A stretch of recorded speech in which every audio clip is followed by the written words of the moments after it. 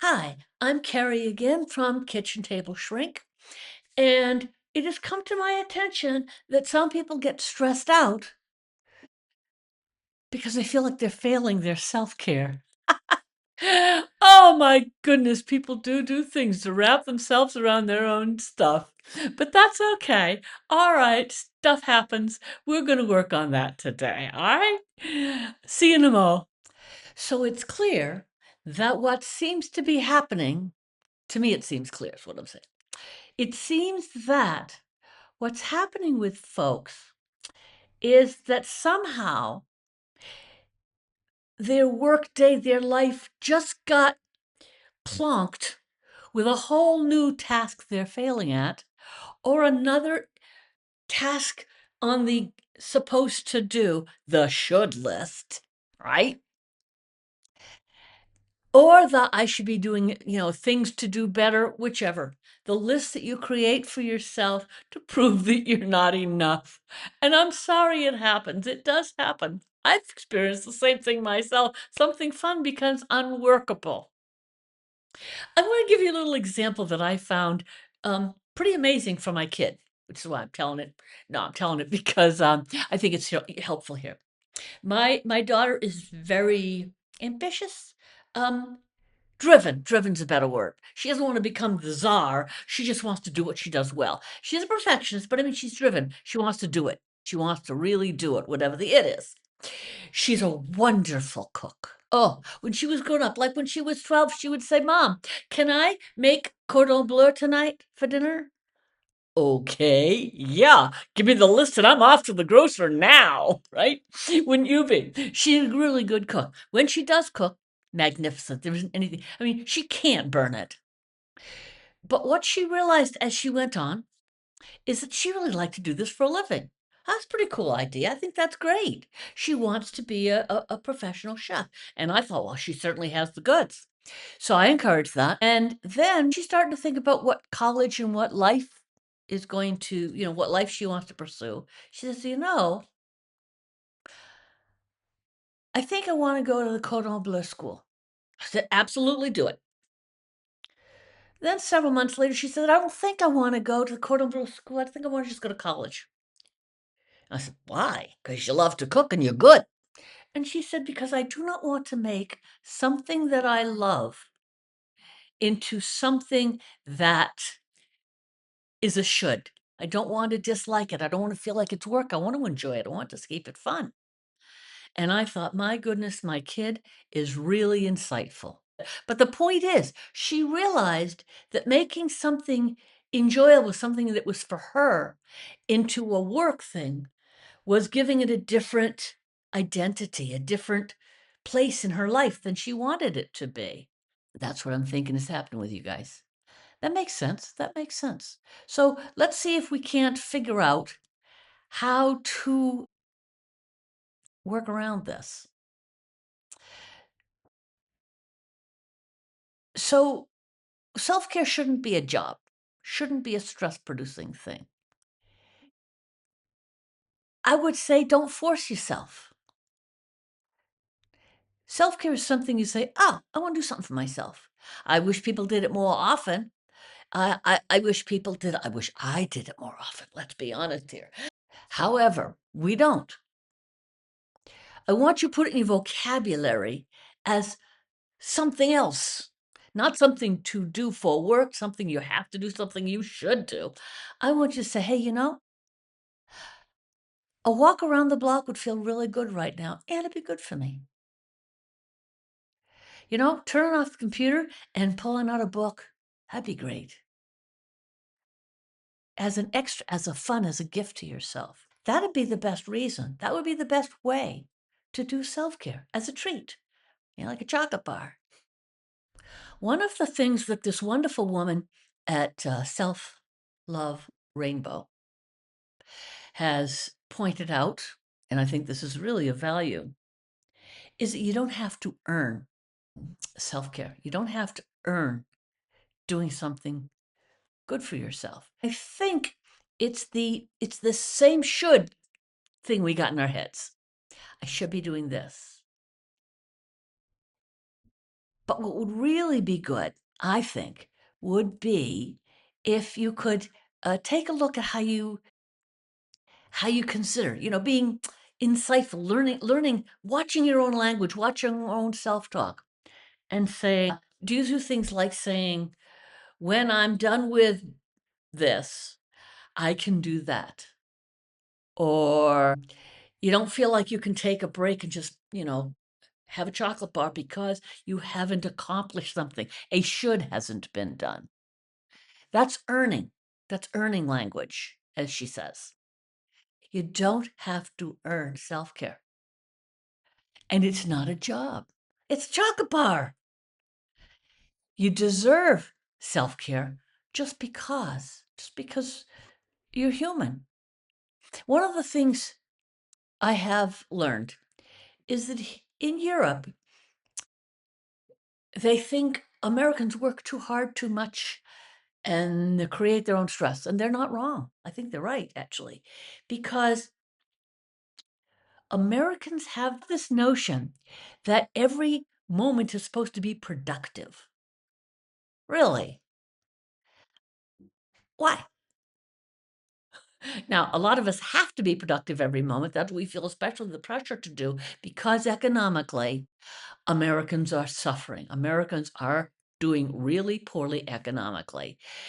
How many jobs do you have? That's the question now. Are you only two? Well, aren't you lucky? How many roommates do you have to be able to afford your rent? These are questions young people are asking now. And so their should pile is huge. I get it. I get it. My kids are in there. What matters is that you show up for you, that you do these things because you can be a better you. As I've said before, you can be a happier, better you if you take care of you. I did the whole self-care series because I want you to understand what it was, what it could be. I didn't want you to do the whole gosh darn thing. You know, pick the ones that feel right. Pick the ones that say, yeah, I'd like to take a walk after work. Yeah, I'd like not to be looking at the screen 48 hours a day. That's something I do. Even in my joy, I read books on a Kindle. It's just convenient, right? No shelf space. Go to the library, Carrie. Good point.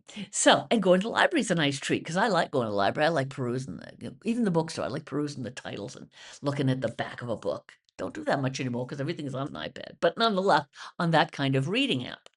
So, here we go back to the same point. It isn't a job. It's not that you need it. It's not that you earn it. I'd really like to have a chocolate bar. I'd really like to take a walk. I'd really like to put my feet up and eat bonbons instead of doing the taxes for an hour. I'm not saying give up your life, but it wouldn't hurt to bend the rule. It wouldn't hurt to look a should right in the eye and say, guess what? Should. Sit over there. I'm doing a self-care instead. Now, maybe that should be your homework. So what I really want you to do, I really would like you to look at it, if you have a chance, go over to this selfloverainbow.com. Again, as always, I will put it in the bottom because she's really nailed it. She's been in therapy enough to know not just the stuff that I know because I teach stuff, but to know from the inside out. She's a person who's gone through learning all this stuff and she's sharing it. And it's wonderful stuff. She's got all kinds of insight. And she knows that what it feels like and how she can get caught up in stuff. You have to tell me, which is what the comment section is for. You have to tell me when what I'm teaching you is just feeling like a burden. The only way I'm going to know sometimes is that a person tells me because I don't necessarily know it because of being Carrie. My experience is not the same as yours. She's gone through a lot. And what I hear from her is the same kind of thing I hear from my clients about how they're feeling. And I think it's important that she really gets it. And so I want to share her with you, so to speak. She's marvelous. Selfloverainbow.com. There's an article in Psychology Today in December by someone named Alba Kobo, December 21. And her argument, and I think this is pretty cool, resting, taking care of yourself without shame, without feeling guilty, is a political act. And she points out that when the whole notion of self-care began was not like we thought in the 70s and 80s, but earlier than that. It was sort of like what we're trying to do in terms of self-care was getting more autonomy by having patients organize their days, deciding when to eat, for example, or choosing their clothes, or deciding to make their bed, or do these things that were much more spoke to creating autonomy, or recreating autonomy. Is to remember, yeah, I can take care of myself. And then in the 70s, within the Black Panther Party, the whole era when there was, really revved up Black political movements, autonomy, and that's when Black History became a month, when Black History became a course and a major in colleges. These were the times when it was explicitly political. Things like the Black Panther Party knew that it was about survival in face of institutional repression in various ways. Black women saw it was also gender and class, not just race. And one of the leaders of the women's Black movement, Audre Lorde, said, caring for myself is not self-indulgence. It is self-preservation, and that is an act of political warfare. She wasn't talking about bubble baths or cups of tea. She acknowledged the system pressures us to be exhausted. And this has been accelerated by all the electronics we now have. But at that time, it was also stripped of the political and became, pretty much what I've sold it as. I mean, as a consumer product, something to, it became more of a consumer project, thing to buy to create a lifestyle issue. And instead of resisting and about survival, it became something to keep us functioning well and subsumed into the power structure as the hierarchy wants us to be, as a quick repair. It shifted from being, I'll take care of myself despite you, when talking to the man, the white man, but then and now it's become, as she said, an aesthetic, a way to live your life the best way, the way that the 2000s needs you to be. And I don't want you to need to be it. I want you to want to be it. I want you to have that bubble bath, even if it isn't a political act.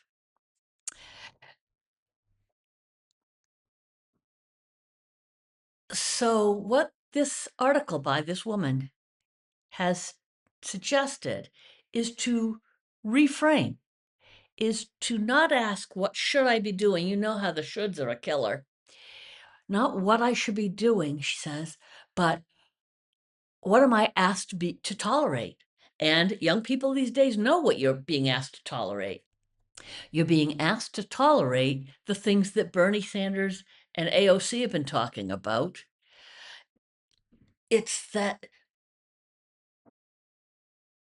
there's not enough money for you to live, chicken in every pot, like Roosevelt was working for in the 40s, the 30s. Why he was president for so freaking long. People wanted to be able to function happily, not just barely survive in it. And we've been basically squished smaller and smaller in our boxes. Like I said, my kids, the question is, how many roommates do I need to make it? So you can handle this. You can do something about this.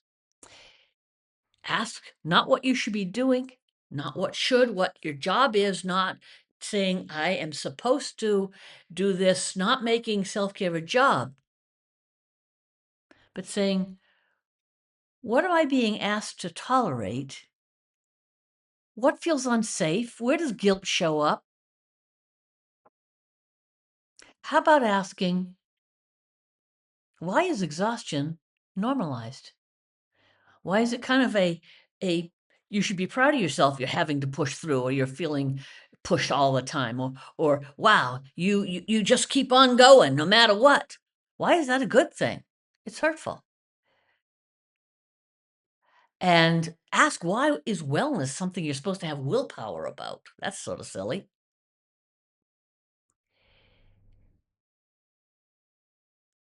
Reconnect care to justice and community and living well as a society, not just you.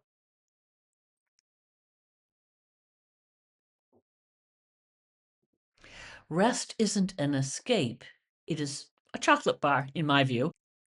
And if it feels right for you, if it is the thing that you most need, that you most want, what feels good to you right now? Ask that. And what she says at the end of this article, I love this. When one woman allows herself to rest without shame, to do self care without shame, she makes that choice imaginable for other people. So that means you can be an example, you can spread the wealth. Instead of feeling inadequate, feel like a pioneer. That's how self care, that's how being happy spreads collectively in community with your friends. Anywho, my dear, whoever you are, my dear friends out there, reframe the question. Why are you supposed to feel exhausted? Why are you supposed to feel good about burnout? And why are you supposed to be, you should be doing self-care? If it's a blaming the victim is what she's saying, really. It's like, if you're not doing self-care, you should be taking care of yourself. Don't get rid of the freaking shoulds. Just get rid of the shoulds. Anyway, I will put this article down below and put comments. See how this makes you feel. Maybe you're pissed off with me. Maybe you think, well, some lady finally gets it. Whichever, please do the comments below. Give me suggestions what you'd like to hear about. More of this, more about gratitudes, which I'm planning to get to a little bit more deeply. More shrink hacks, things like the stop skill, the skills I teach you, whatever. Let me know what works for you, what you need more of, what you need less of. If please do an up or a down or an all around. Let me know what you're thinking, because I'm doing this because it's what I love to do. And if I can share, like I was saying a minute ago, if I can share ways that women especially, but anybody, can feel less stressed out by the society we now live in, that makes me a happy camper. I try to do this with lightness and with silliness, which I do, as you know, but it's important to do this so that, I don't know, maybe I do myself out of a job. It's important for me to do this because it's what gift I can give to the world. So you go, girl. See you next time. Remember, I don't want you to think of self-care as a should, but if you do, try to just sort of reframe it and say, what am I being asked to tolerate?